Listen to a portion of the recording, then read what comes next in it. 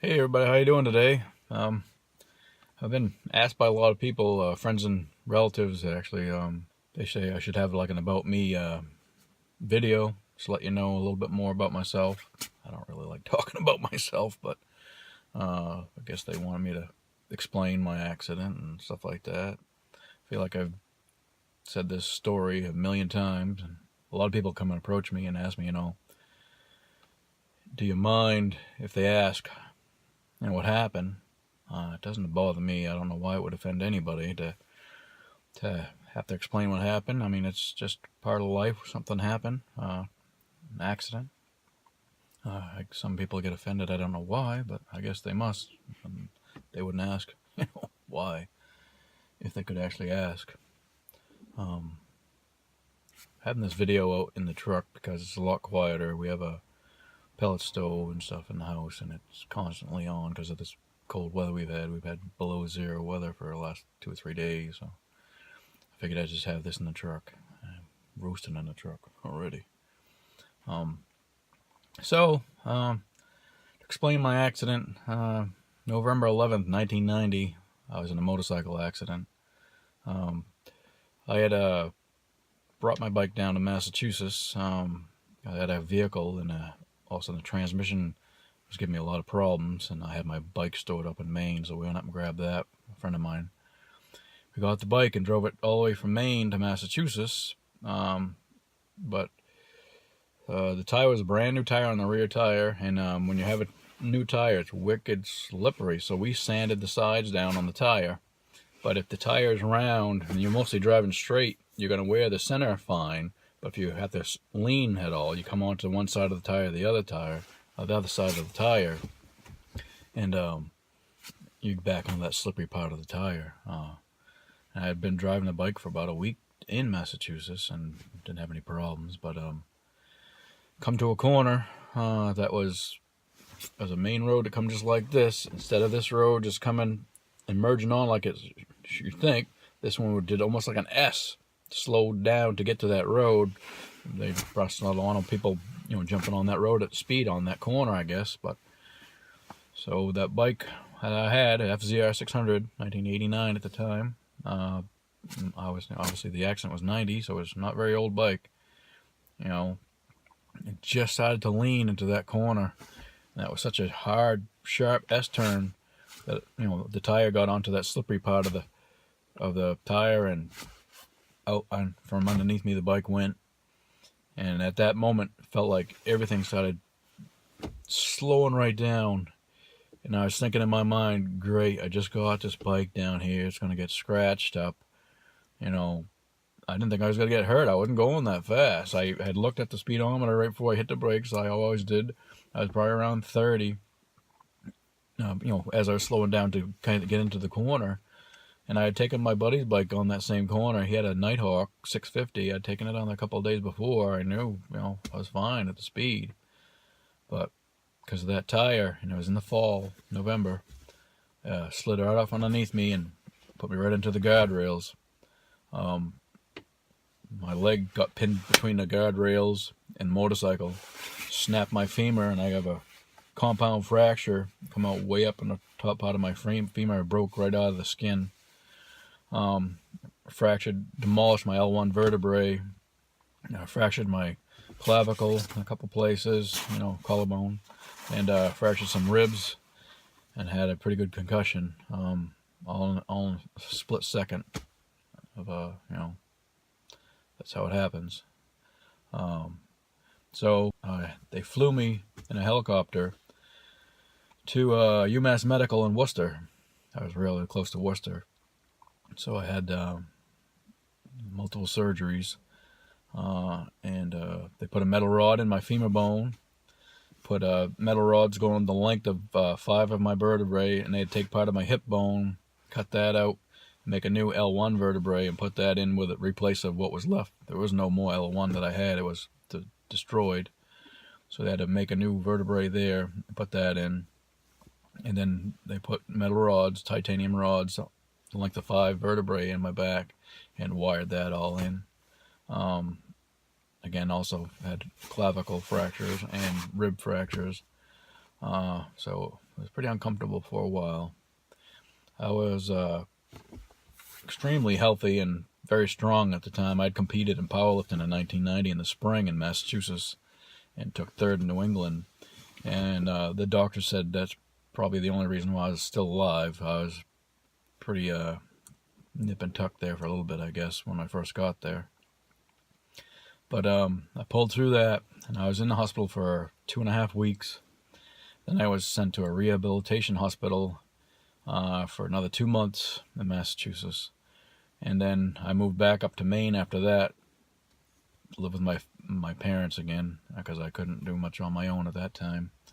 So I had moved to Maine, and I was in a rehab there, going 3 times a week at Eastern Maine Medical Center in Bangor for a year, until my insurance decided that they're all done paying for rehabilitation. So that was that. At first they said I weren't sure if they're going to live. Then they say I'd never walk again. By the time I was finished rehab in Bangor, I was able to walk with crutches short distances and use a wheelchair. So that was the accident. Motorcycle accident, just a freak thing. Everybody says, I bet you'll never get on another bike again. And it's like, I don't live that way. I have a 4-wheeler now. I drive all over the place, everywhere I can anyway. Life's too short to, worry about things like that. Accidents are accidents. To me, in my own philosophy, my own mind, God just had that written in the cards for me, whether I was jumping out into a pool or in a car that day or a motorcycle, whatever it was just, something I needed to go through. And it kind of slowed me down a little bit. Being young, I was 23 at the time I had my accident. And, young and dumb and think you're invincible. And that slowed me down and force-fed me patience, which probably needed at the time. And you learn a lot. And you deal with a lot, but everybody does. I know there's a lot more people far worse off than I am. I can move my legs enough to walk with crutches a little bit. Starting to lose some strength at my age. I would be 52 this year. And it's just getting harder to move around. My shoulders are worn out now. I've had surgery on my right shoulder once, and I've had 2 in my left now. This year it'll be 29 years since that accident, and so that's the accident. But I love the outdoors. Again, this accident's kind of slowed me down to get me to look back and see what I really liked and what I should, really focus on, and it really kind of tweaked everything a little bit, because obviously there's a bunch of things now that I couldn't do. I used to use my strength all the time where I worked and stuff, and I used to work construction, and one of the greatest compliments I ever got from somebody was if Shane had a place to put his feet, he could move the earth. I don't think I was obviously that strong. I know there's people plenty stronger than I am, but I was only 160 at that time when I was benching 320, 330. So I was stronger than most people at the time. But that's just how, you got to deal with life, and learn to take it in stride and do the best you can do and adapt. You need to adapt. That's one thing that you have to do, and I try to do that the best that I can. Life's too short. Can't believe I'm already working on 52.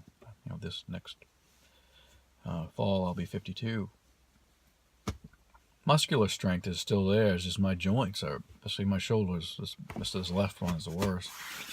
It feels like it's, you're inside it's moving around like that. There's just no room. If it gets inflamed, it's really aggravating. You can't sleep. You can't do anything. But anyway, I love being out in the woods. That's something I'm clinging to wholeheartedly.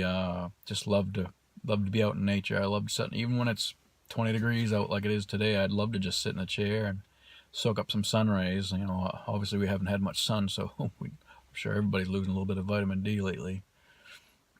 So I just enjoy being out in nature. Right now, because of this bad weather and the cold temperatures and snow, I can't get out in the woods. I can't drive any dirt roads are all, snowed in. They're all snowmobile trails right now, so it's going to be hard for me to put any videos out until the weather gets a little bit better. I'm assuming we got at least another month, maybe a month and a half. So bear with me with these videos. Obviously, some of them aren't going to be as good a quality as some of the older ones at the moment, but I'm doing my best. I have a lot of ideas, and it's got to wait for the warmer weather. If anybody who's disabled has any questions, again, I am been disabled for, a paraplegic for almost 30 years now. If you have any questions about things, I would be, glad to help, glad to answer anything that you may, have any questions about, about how do you get around, what things do you do on, for fun, what do you do, in general, how do you get in the shower, whatever you need to know. I'm open and willing to help people out. Starting to hear the spring birds now, so that's a good sign. So hopefully spring's coming soon. You guys all, I appreciate anybody who's liked and subscribed to my videos, and still haven't heard any questions on the 30-06 and 308 for the black bear hunt I'm got in the fall coming up. I know really they're pretty much really close to the same, so I think I may just lean with the 30-06 just because it's a little bit bigger. You can use a little bit heavier bullet if I need it, but 308 is my favorite rifle, so I don't know. Whichever one. And crossbow, I'm slowly getting that, getting ready for that too. I got to start sighting it in as soon as the weather gets better so I can go outside and try that too. Thanks a lot, and we'll talk to you later. Bye-bye.